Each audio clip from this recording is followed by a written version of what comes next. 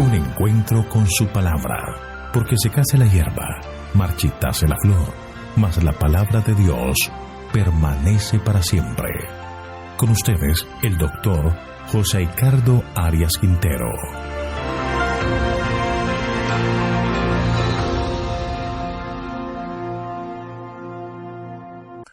Hoy vamos a estudiar Marcos capítulo 2, versículos 1 al 12.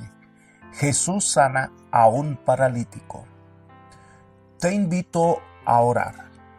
Padre nuestro que estás en el cielo, alabado, glorificado y exaltado sea tu santo nombre. Gracias te damos, Señor, por tus bendiciones, por tus cuidados. Y te pedimos en este momento que al abrir la Escritura, el Santo Consolador sea quien nos guíe en el estudio de tu palabra, que podamos tener entendimiento y sabiduría de lo alto para aplicarla a nuestra propia vida. Gracias por estar con nosotros, lo pedimos en Jesús. Amén. El capítulo 1 de Marcos concluye con la sanación del leproso y la difusión de este milagro que trajo inconvenientes porque ya Jesús no podía entrar a las aldeas debido a la cantidad de gente que se aglomeraba para escucharlo. De esta manera llegamos al capítulo 2, donde un milagro en casa de Pedro llama a otro discípulo y continúa su ministerio. La primera sección de este capítulo 2 de Marcos es los versículos 1 al 12, donde se narra que Jesús sana a un paralítico. Leamos los versículos 1 y 2. Después de algunos días, Jesús entró otra vez en Capernaum. Cuando se supo que estaba en casa, inmediatamente se juntaron muchos, de manera que ya no cabían ni aún a la puerta, y les predicaba la palabra. Los comentadores llegan a la conclusión que el primer viaje misionero de Jesús había concluido. Estaba de vuelta a Capernaum, que llegó a considerarse su ciudad. Allí permanecía la mayor parte del tiempo. Este puerto marítimo era el hogar de Pedro, uno de sus más cercanos discípulos. Cristo, desde que había sanado al leproso, su tarea, su obra era muy agotadora. Atendía a las personas y venía tanta gente a él que debía predicar fuera de las aldeas. Ahora regresa a Capernaum para seguir su ministerio, pero pronto se regó la voz que Jesús estaba en esta ciudad, y entonces llegó mucha gente donde él estaba, probablemente en la casa de Pedro. Podemos imaginarnos la cantidad de gente que deseaba escuchar a Jesús, tanto que no cabían en la casa. Allí junto a él estaban los discípulos que eran educados para continuar el ministerio de Jesús cuando él tuviera que regresar a la casa del Padre.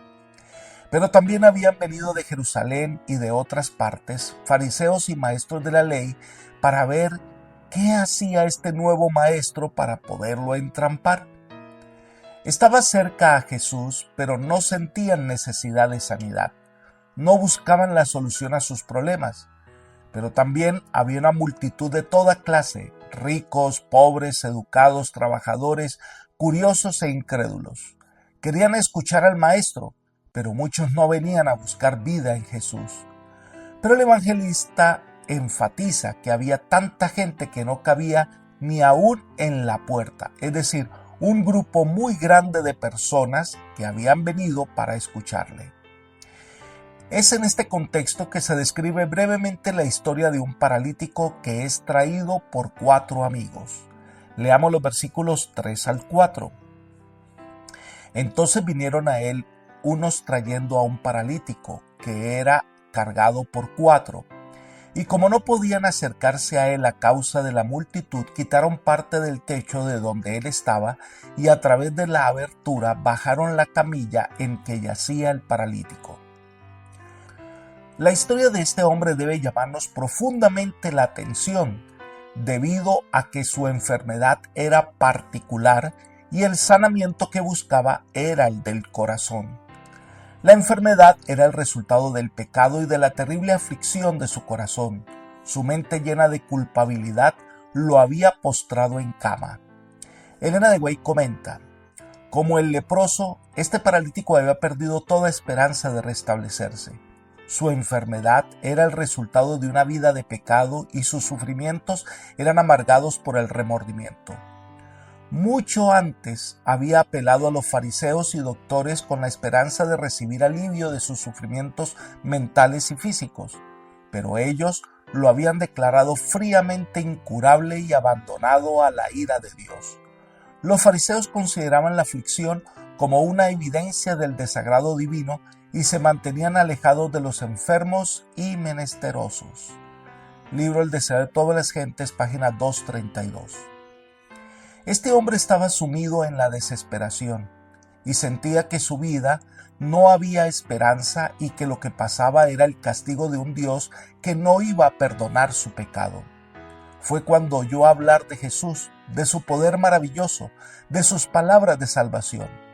Oyó que otros, tan pecadores e imposibilitados que él, habían encontrado sanidad, que aún los leprosos, recordemos que la lepra se le consideraba el azote de Dios, el dedo de Dios, pues eran sanados por Jesús.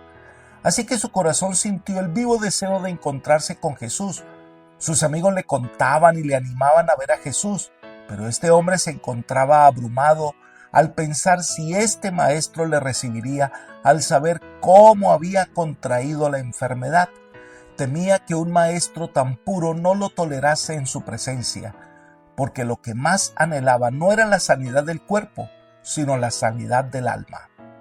Elena de White continúa diciendo, sin embargo no era tanto la curación física como el alivio de su carga de pecado lo que deseaba. Si podía ver a Jesús y recibir la seguridad del perdón y de la paz del cielo, estaría contento de vivir o de morir, según fuese la voluntad de Dios. El clamor del moribundo era, oh, si pudiese llegar a su presencia. No había tiempo que perder, sus carnes macilentas mostraban ya rastros de descomposición. Rogó a sus amigos que le llevasen a su camilla hasta Jesús y con gusto ellos intentaron hacerlo. Libro El deseo de todas las gentes, página 233. Pero cuando llegaron había una gran multitud que ni siquiera estaba al alcance de la voz del Salvador. Por más que intentaron, no pudieron pasar. ¿Qué hacer? Esta oportunidad era única. No podía rendirse. No podía perder esa oportunidad. Así que le insistió a sus amigos a que subieran al techo. Era común en las casas tener acceso al techo desde la parte de afuera y en casa se ubicaba un techo plano que sostenía unas vigas. Estos hombres subieron, quitaron esas vigas y abrieron una brecha en el techo y lo bajaron ante Jesús. Estos amigos sabían que ese era el momento más importante para que su compañero encontrara alivio a su carga de pecado. Leamos el versículo 5. Al ver Jesús la fe de ellos, dijo al paralítico, Hijo, tus pecados te son perdonados. Jesús admiró la fe de estos 4 hombres que habían traído al enfermo.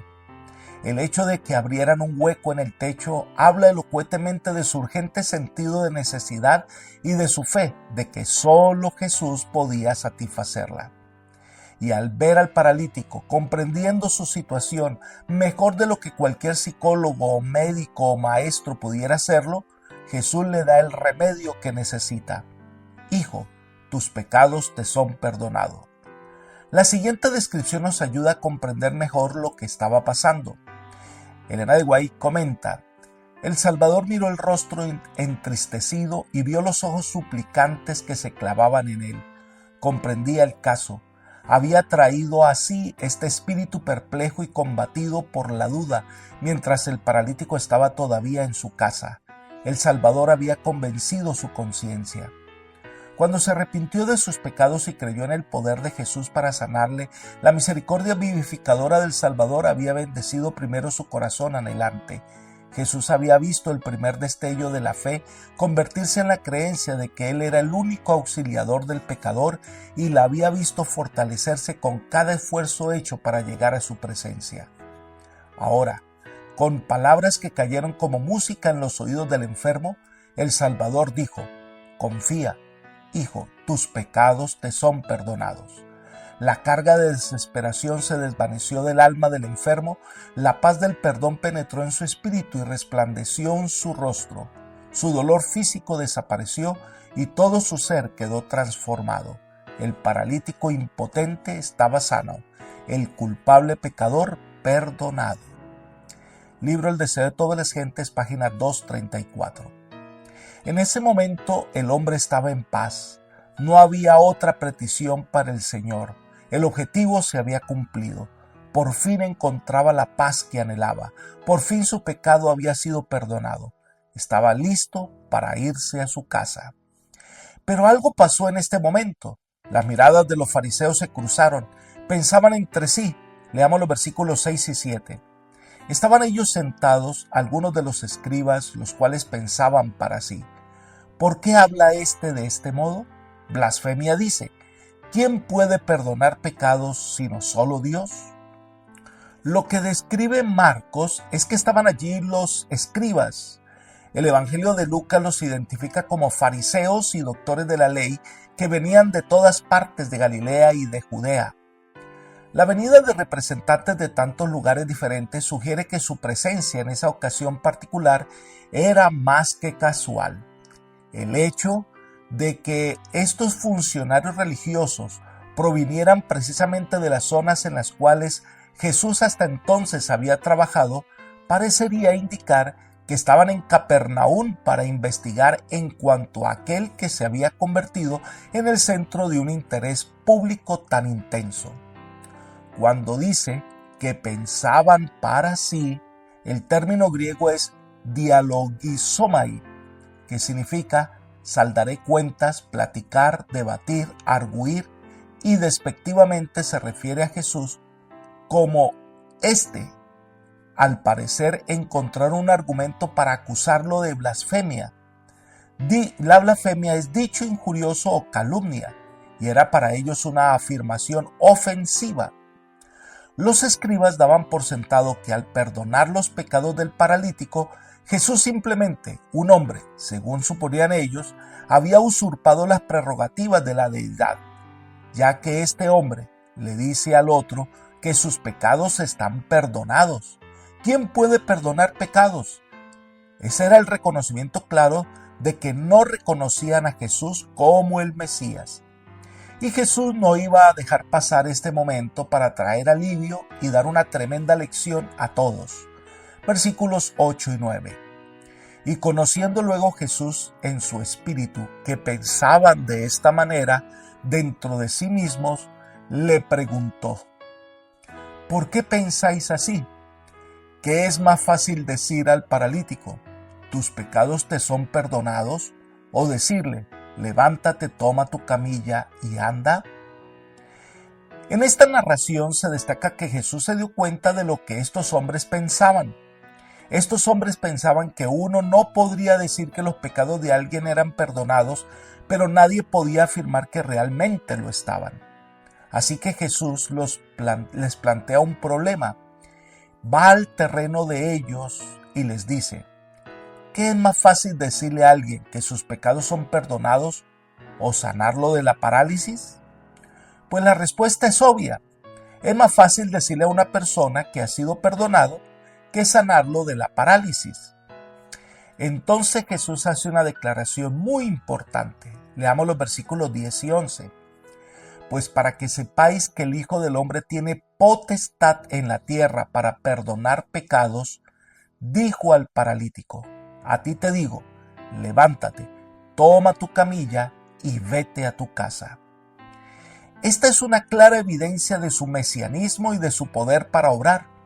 Se presenta como el Hijo del Hombre, título favorito de Jesús con el que se llamaba a sí mismo, y aparece unas 80 veces en los evangelios. Sin embargo, nadie lo llamó en esa forma, ni ninguno de los escritores del evangelio se refiere a él así. Al menos entre algunos judíos, este título era entendido como un nombre para el gobernante mesiánico del nuevo reino que se iba a establecer. El título Hijo del Hombre lo designa como el Cristo encarnado. Este Hijo de Dios, en él se mezclaban las dos naturalezas, la divina y la humana. Este es el Hijo del Hombre de la profecía de Daniel. Entonces Jesús agrega que tiene potestad. En el griego es exousia, que significa autoridad, potestad. La palabra griega que se usa para poder en el sentido de potencia o fuerza es dunamis. Así que para realizar un milagro se necesita poder, pero el perdón de los pecados es cuestión de autoridad. Varias veces los judíos le preguntaron a Jesús, ¿con qué autoridad? Él es el Hijo del Hombre. Él tiene la autoridad para perdonar pecados, autoridad divina. Pero es interesante que hace referencia primero a la autoridad de perdonar pecados, es decir, a sanar el alma, porque en el proceso del milagro primero se sana el alma y después del cuerpo. Porque sanar el cuerpo sin sanar el alma no tiene sentido, es llevarlo otra vez por el camino que lo enfermó. Jesús tiene autoridad para perdonar pecados y poder para sanar. Y entonces terminamos con el versículo 12. Entonces él se levantó y tomando su camilla salió delante de todos, de manera que todos se asombraron y glorificaron a Dios diciendo, nunca hemos visto tal cosa. Así que es interesante lo que sucede en este momento. No solamente Jesús le perdona los pecados, sino que entonces toma al hombre por la mano y con el poder del cielo le ordena colocarse en pie. El hombre sin cuestionar, sin hacer preguntas, solo obedece. Siente otra vez fuerzas en sus extremidades, su carne es sanada, su cuerpo vuelve a tener vida, se coloca de pie y las voces de admiración, alabanza se hacen oír. El hombre sale de aquel lugar con la fuerza de un joven. Él primero fue sanado del corazón, ese es el mayor milagro. Después fue sanado del cuerpo. Cuán importante es que tengamos presente esta realidad en nuestro trabajo misionero. Elena de White comenta, el paralítico halló en Cristo curación tanto para el alma como para el cuerpo. La curación espiritual fue seguida por la restauración física. Esta lección no debe ser pasada por alto. Hay hoy día miles que están sufriendo de enfermedad física y que, como el paralítico, están anhelando el mensaje, tus pecados te son perdonados. La carga de pecado, con su intranquilidad y deseos no satisfechos, es el fundamento de sus enfermedades.